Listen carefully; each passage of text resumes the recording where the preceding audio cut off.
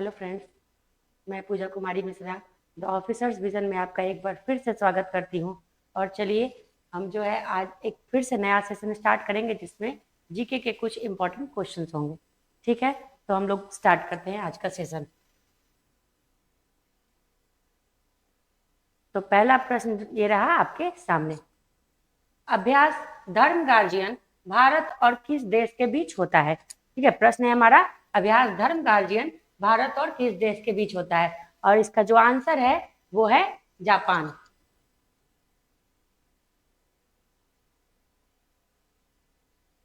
आप लोग जब इस वीडियो को देखें तो इस प्रश्न को पढ़ करके वहां पर आप लोग पॉज करेंगे और पॉज करने के बाद आप इसका आंसर कमेंट बॉक्स में जरूर देंगे।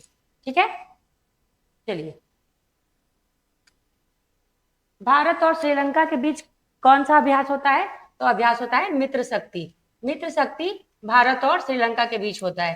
ठीक है, भारत और नेपाल के बीच जो अभ्यास होता है वो होता है अब सूर्य किरण। ठीक है, भारत मालदीव के बीच कौन सा अभ्यास होता है ये आप लोग कमेंट बॉक्स में बताइएगा। ठीक है, अच्छा, इस वर्ष जो है अगर धर्म गार्जियन अभ्यास को देखा जाए तो कहाँ हुआ है?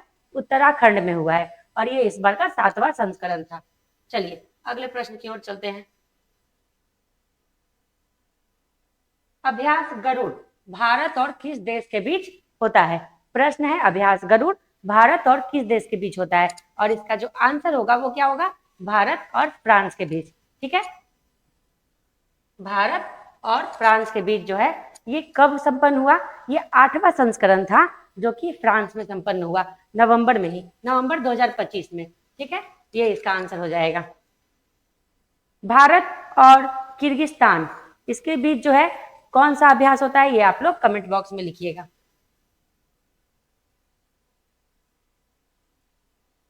तीसरा प्रश्न है हमारा, अंतर्राष्ट्रीय श्रम संगठन का मुख्यालय कहाँ स्थित है? ठीक है, प्रश्न को ध्यान से पढ़िएगा और प्रश्न पढ़ने के बाद, सुनने के बाद वीडियो को पॉज करके जवाब जरूर दीजिएगा। चलिए तो हम लोग जो है इसका आंसर देखते हैं। इसका आंसर क्या होगा? इसका आंसर जो होगा वो होगा जेनेवा। ठीक है, इसका आंसर क्या होगा? जेनेवा। हेग जो है, हेग में क्या है? किस संगठन का मुख्यालय है हेग में?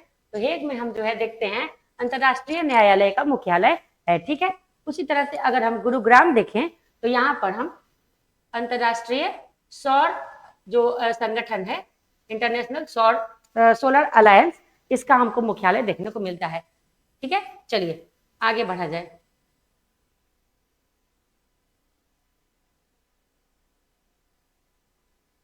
नेक्स्ट जो क्वेश्चन है वो है poverty and the un British rule in India. ये पुस्तक जो है ये किसने लिखी है? ठीक है, तो इसका जो आंसर होगा दोस्तों वो होगा दादा भाई नौरोजी। ठीक है, चलिए अगला प्रश्न, निम्नलिखित में से किसने सर्वप्रथम भागवत गीता का अंग्रेजी में अनुवाद किया था? ठीक है, प्रश्न क्या कह रहा है? निम्नलिखित में से किसने सर्वप्रथम भागवत गीता का अंग्रेजी में अनुवाद किया था? और इसका जो आंसर है, इसका आंसर आप लोग जरूर बताने की कोशिश कीजिएगा। क्या है इसका आंसर? इसका आंसर जो हो जाएगा वो हो जाएगा चार्ल्स विल्किंस। ठीक है, विलियम जोन्स जो थे उन्होंने अभिज्ञान शकुंतलम जो कि कालिदास की रचना है उसका अंग्रेजी में अनुवाद किया था। चलिए अगला प्रश्न देखते हैं। निम्नलिखित में से किसने सोम प्रकाश नामक समाचार पत्र शुरू किया था? ठीक है, किसने सोम प्रकाश नामक प्रचार पत्र शुरू किया था? और इसका जो आंसर हो जाएगा वो हो जाएगा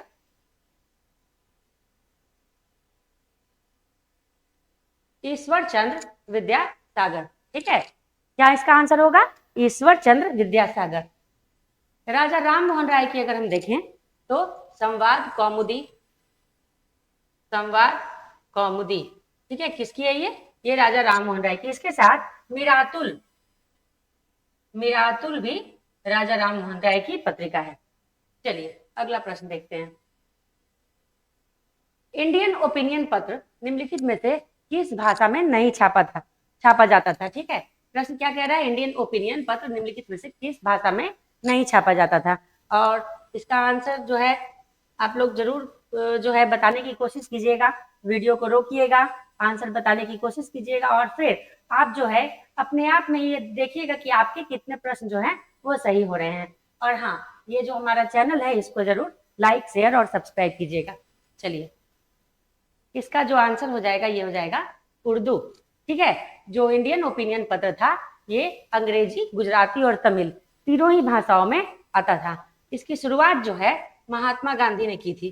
ठीक है, महात्मा गांधी ने इसकी शुरुआत कहाँ की थी? इसकी शुरुआत दक्षिण अफ्रीका में की थी, जब वो दक्षिण अफ्रीका में थे।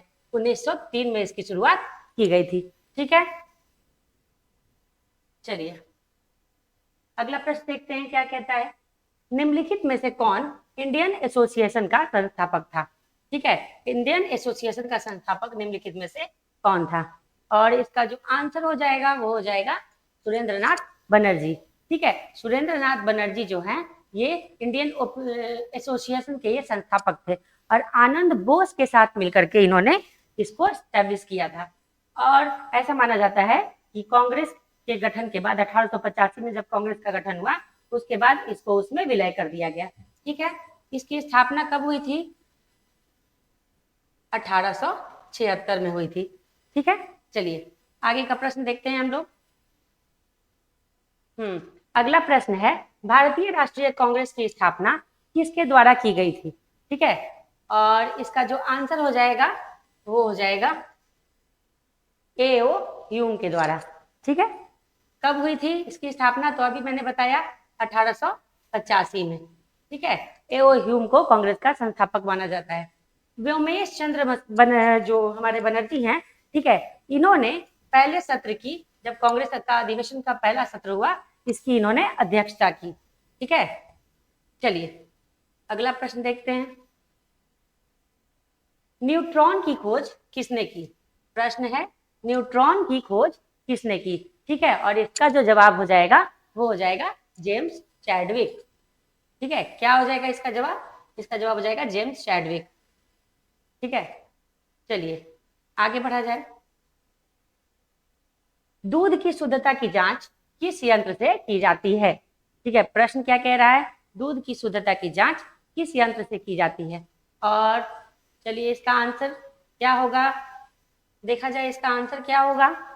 ये हो जाएगा लैक्टोमीटर। ठीक है, क्या हो जाएगा? लैक्टोमीटर। हाइड्रोमीटर से हम क्या करते हैं? किसी भी द्रव का घनत्व देखते हैं, है ना, किसी भी द्रव का घनत्व देखते हैं। वही मैनोमीटर क्या करता है? तो मैनोमीटर से किसी भी द्रव का या फिर किसी भी गैस का दाब मापा जाता है। चलिए अगला प्रश्न देखा जाए, अगले प्रश्न की ओर बढ़ते हैं। पटना उच्च न्यायालय की स्थापना कब हुई थी? ठीक है, आप लोगों को बताना है पटना उच्च न्यायालय की स्थापना कब हुई थी। और इसका आंसर आप लोग इस प्रश्न को सुनने के बाद प्रश्न वीडियो को रोकिएगा, पॉज कीजिएगा और इसका आंसर कमेंट बॉक्स में जरूर लिखिएगा। तो मैं बता देती हूँ, इसका जवाब देखा जाए क्या होगा? 1916। ठीक है, पटना उच्च न्यायालय की स्थापना 1916 में हुई थी और 1917 जो है 1917 के समय पटना विश्वविद्यालय की स्थापना की गई थी। चलिए अगला प्रश्न देखते हैं हम लोग। प्रश्न क्या कहता है? सर्वेंट्स ऑफ इंडिया सोसाइटी की स्थापना किसने की? ठीक है, सर्वेंट्स ऑफ इंडिया सोसाइटी की स्थापना किसने की? इसका जो सही जवाब होगा वो क्या होगा? गोपाल कृष्ण गोखले। क्या होगा इसका सही जवाब? गोपाल कृष्ण गोखले के द्वारा इसको शुरू किया गया। एनी बेसेंट और बाल गंगाधर तिलक जो हैं, इन दोनों का संबंध होम रूल लीग से था। होम रूल लीग 1916 में। ठीक है, चलिए आगे बढ़ा जाए। अगला प्रश्न है, सिक्किम किस वर्ष भारतीय संघ का 22वां राज्य बना? ठीक है, और इसका जो आंसर हो जाएगा वो होगा 1975। ठीक है, 1975 में सिक्किम जो है वो भारतीय संघ का 22वां राज्य बनता है। इसके लिए हमारे संविधान में 36वां संशोधन किया जाता है। ठीक है, 36वां संशोधन किया गया और उसके बाद इसको जो है कि हम भारत संघ का 22वां राज्य बनाया गया।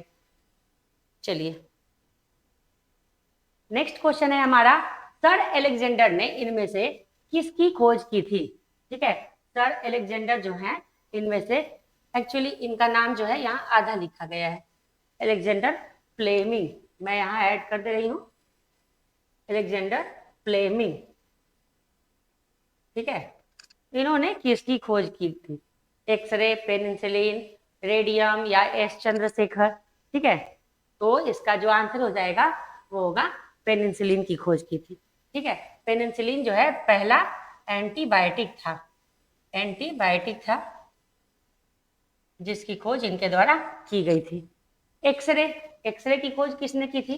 तो एक्सरे की खोज की थी रोएंटजन ने,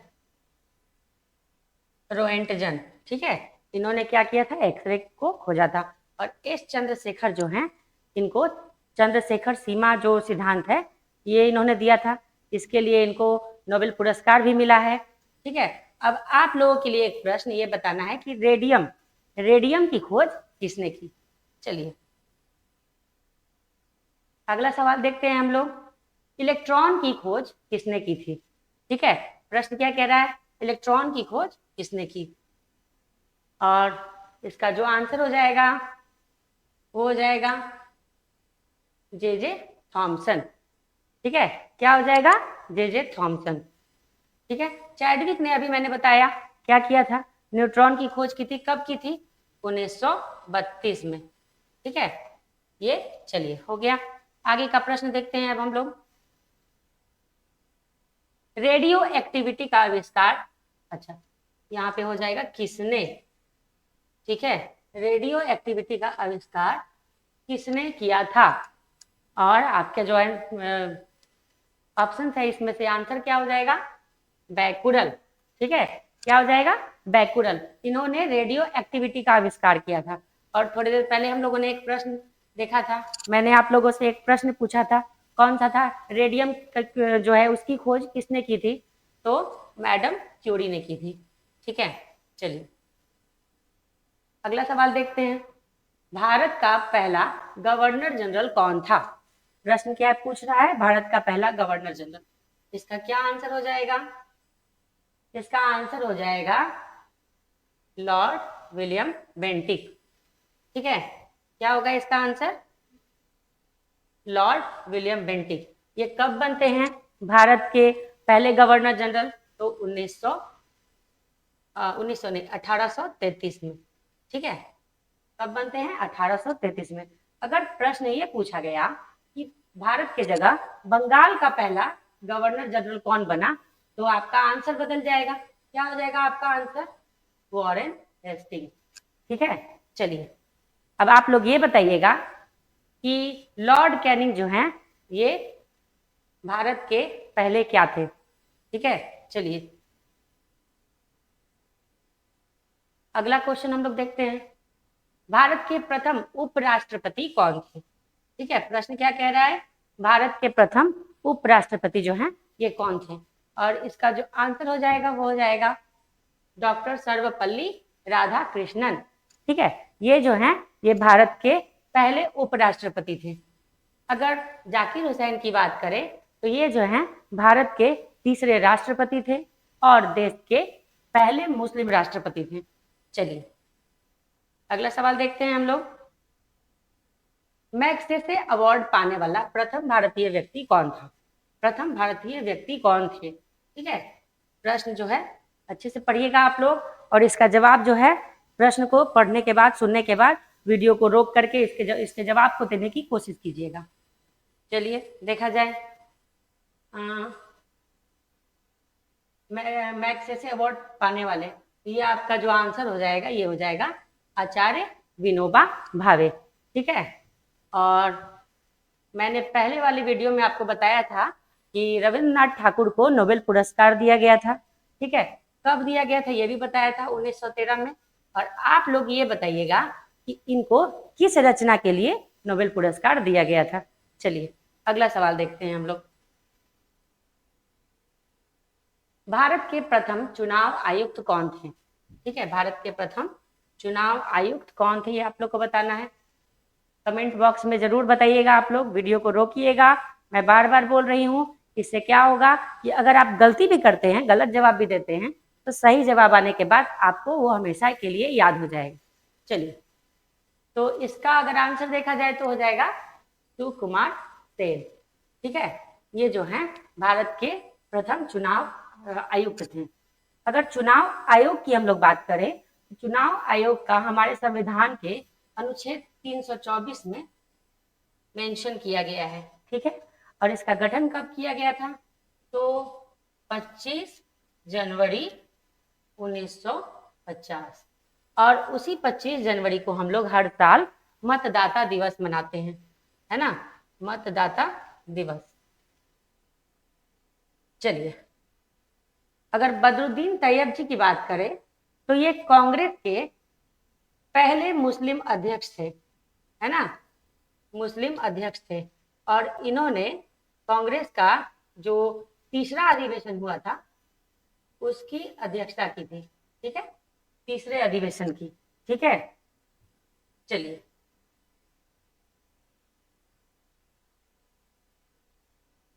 अगला सवाल क्या कहता है, ज्ञानपीठ पुरस्कार से सम्मानित प्रथम व्यक्ति कौन थे? ठीक है, और इसका जो आंसर हो जाएगा वो हो जाएगा श्री शंकर कुरुप। ठीक है, श्री शंकर कुरुप जो है पहले व्यक्ति थे जिनको ज्ञानपीठ पुरस्कार मिला था।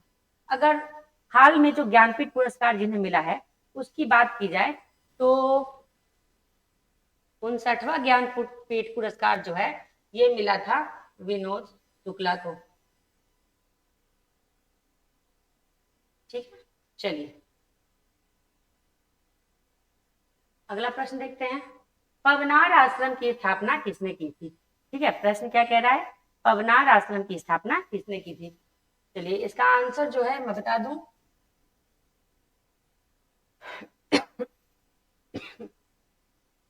इसका जो आंसर हो जाएगा वो हो जाएगा विनोबा भावे। ठीक है, क्या हो जाएगा, विनोबा भावे। और विनोबा भावे को भूदान आंदोलन के लिए भी जाना जाता है। ठीक है, भूदान आंदोलन के ये प्रवर्तक थे। ठीक है, इसके लिए भी इन्हें हम जानते हैं।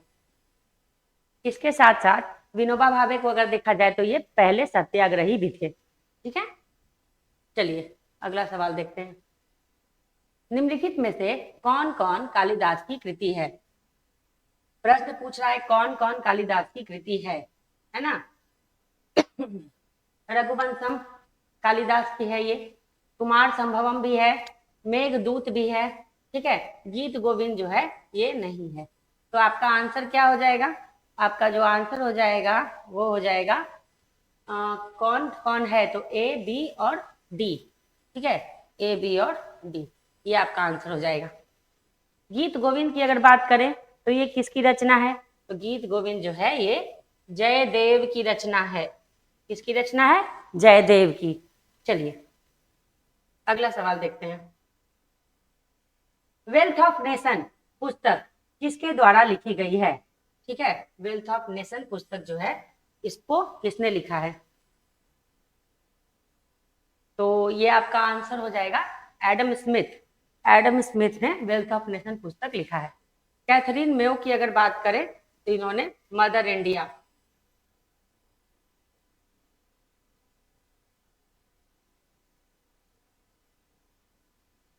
मदर इंडिया ये लिखा है। किसके द्वारा है ये? कैथरीन मेयो के द्वारा।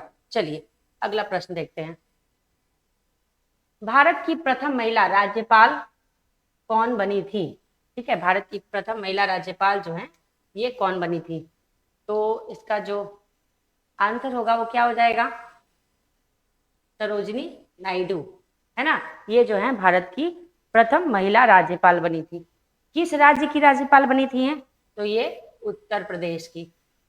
और अगर हम बात करें कि भारत की प्रथम महिला मुख्यमंत्री कौन बनी थी, तो सुचित्रा कृपलानी। ठीक है, और ये भी उत्तर प्रदेश की मुख्यमंत्री बनी थी। ठीक है, किरण बेदी के बारे में आप लोग जानते ही होंगे, भारत की प्रथम महिला आईपीएस ऑफिसर। और कमेंट बॉक्स में जो है आप लोग ये बताइएगा कि राजकुमारी अमृत कौर जो है इनको किस लिए जाना जाता है। ठीक है, ये सवाल आप लोगों के लिए। चलिए अगला प्रश्न देखते हैं, मुगल दरबार में आने वाला प्रथम अंग्रेज कौन था? ठीक है, मुगल दरबार में जो है आने वाला प्रथम अंग्रेज जो है वो कौन था? इसको देखा जाए तो इसका जो आपका आंसर हो जाएगा वो हो जाएगा कैप्टन विलियम हॉकिंस। ठीक है, क्या हो जाएगा? Captain William Hawkins. ये जो है 1608 में ये भारत आया था और 1609 में ये जहांगीर के दरबार में पहुंचता है। अगर राल्फ फिच की बात करें तो ये मुगल दरबार में आने वाला प्रथम व्यापारी था। ठीक है, अंग्रेज व्यापारी। चलिए आगे का प्रश्न देखते हैं क्या है। विटामिन ए का आविष्कार किया था, मतलब किसने किया था, है ना? क्या हो जाएगा? आविष्कार किसने किया था? तो इसका जो आंसर हो जाएगा वो क्या होगा? मैकुलन। क्या हो जाएगा इसका आंसर? मैकुलन। ठीक है, विटामिन ए का। और विटामिन का आविष्कार की अगर बात करें तो विटामिन का आविष्कार जो है ये फंक के द्वारा किया गया था। ठीक है, फंक के द्वारा। चलिए अगला प्रश्न देखते हैं हम लोग। विटामिन ए का रासायनिक नाम बताना है। विटामिन ए का रासायनिक नाम जो है ये क्या है? तो इसका आंसर जो होगा वो क्या होगा? इसका आंसर होगा रेटिनॉल। विटामिन ए को रेटिनॉल के नाम से जाना जाता है। ठीक है, अगर विटामिन बी की यहाँ पे ऑप्शन बी में टोकोफेरोल की बात करें, ठीक है, टोकोफेरोल की बात करें तो ये किसको कहते हैं? विटामिन ई को। Calciferol, vitamin C. फिलोक्विनोन, ये विटामिन के का रासायनिक नाम है। ठीक है, तो ये आपको चार यहाँ से आंसर जो है वो पता चल गए, 4 तरह के अलग अलग तरह के प्रश्नों के। चलिए अगला सवाल देखते हैं क्या है। सूची 1 तथा सूची 2 का मिलान करें और कूट से सही उत्तर बताएं। अच्छा इसका कूट लगता है रह गया। चलिए मैं खुद बता देती हूँ। थायमीन, थायमीन जो है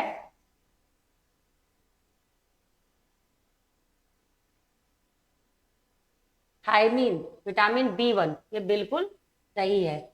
ठीक है, राइबोफ्लेविन, राइबोफ्लेविन किसको बोलते हैं? विटामिन B2 को, ये भी बिल्कुल सही है।